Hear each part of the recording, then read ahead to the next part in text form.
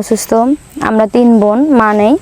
তো আমার ছোট একটা ভাই আছে। আমি এমন একটা ছেলেকে চাই যে ছেলে খুব ভালো হবে, খুব সুন্দর মনের একটা মানুষ হবে, যাকে মানে আমি যাকে বিয়ে করব সে যেন এতটা ভালো হয়, আমার টাকা পয়সার কোনোটার দরকার নাই, সে যেন ভালো হয়।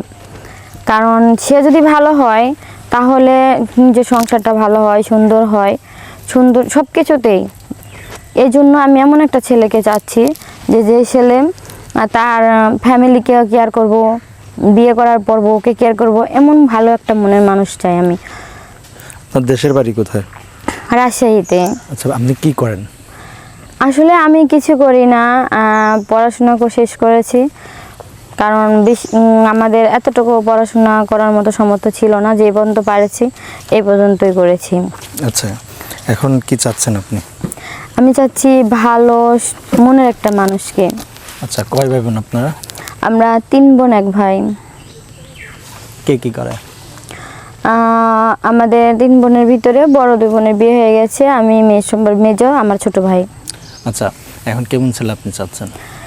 এরকম একটা ছেলে চাচ্ছি যে সংসারের দায়িত্ব বুঝবে, সব কিছুতে ভালো হবে।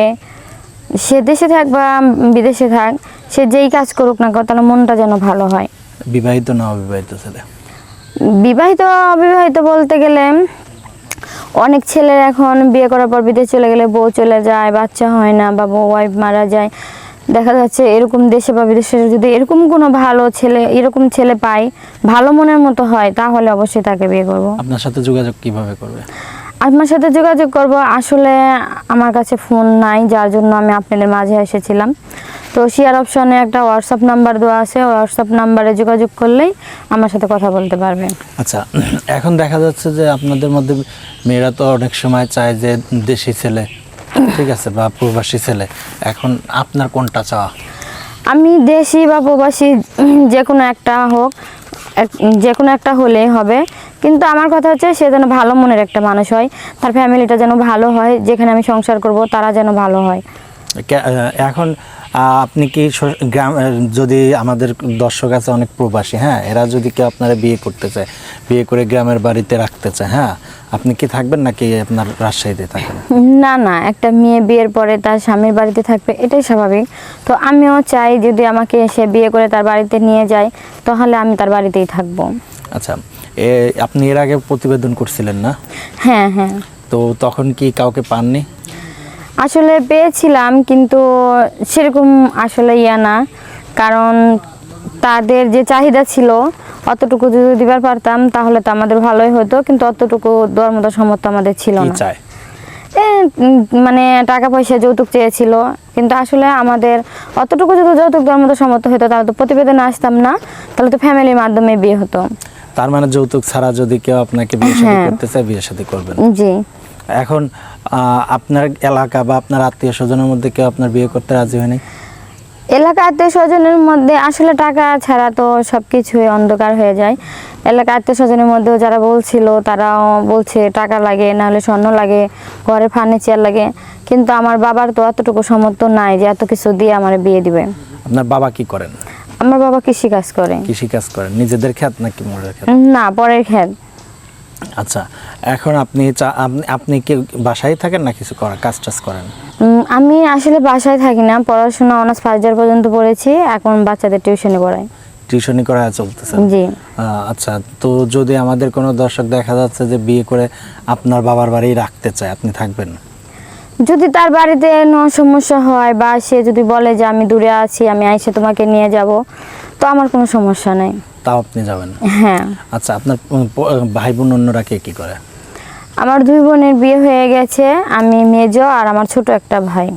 আচ্ছা, তো এখন আমাদের দর্শকদের কিছু বলার আছে আপনার? হ্যাঁ, দর্শকদের একটা কথাই বলতেছি যে আসলে আমি এমন একটা ছেলেকে চাচ্ছি, সে দেশে থাক বা বিদেশে থাক, তার বয়স যেমনই হোক, সে যেন ভালো একটা মনের মানুষ হয়।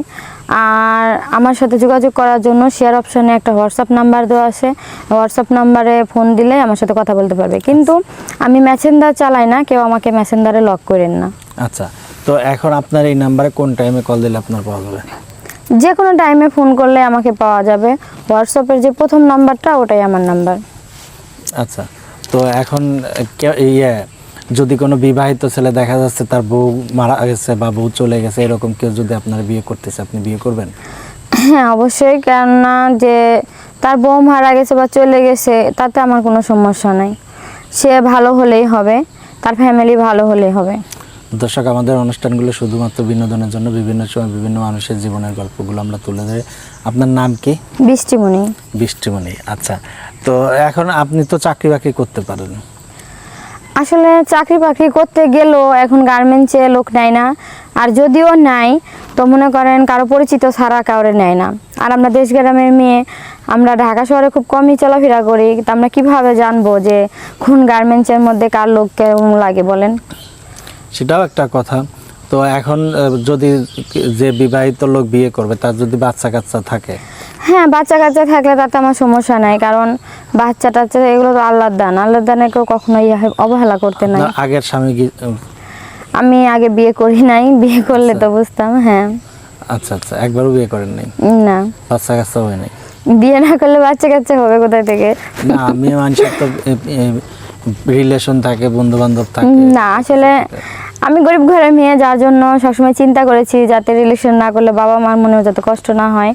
এই জন্য যতটুকু পারছি পড়াশোনা করে নিজের সংসারের মধ্যেই সবসময় থাকার চেষ্টা করেছি। আচ্ছা, আর তাহলে আপনার সাথে যোগাযোগ কিভাবে করবে? আমার সাথে যোগাযোগ করার জন্য শেয়ার অপশানে গেলে হোয়াটসঅ্যাপ একটা নাম্বার আছে, হোয়াটসঅ্যাপের প্রথম যে নাম্বারটা ওটাই আমার নাম্বার। আচ্ছা, বিদায় নেওয়ার পূর্বে দর্শকদের কিছু বলার আছে আপনার? দর্শকদের শুধু একটা কথাই বলবো যে যত দূরেই থাকুক, বিদেশে বা বাংলাদেশে, যেরকমই বয়স হোক বা যেমনই চেহারা হোক, আমার সমস্যা নেই, সে যেন ভালো মনের মানুষ হয়। আর আমি এত টাকা যৌতুকও দিতে পারবো না, যদি এরকম কোনো ভাই হয় যে যৌতুক নিয়ে বিয়ে করবো, তাহলে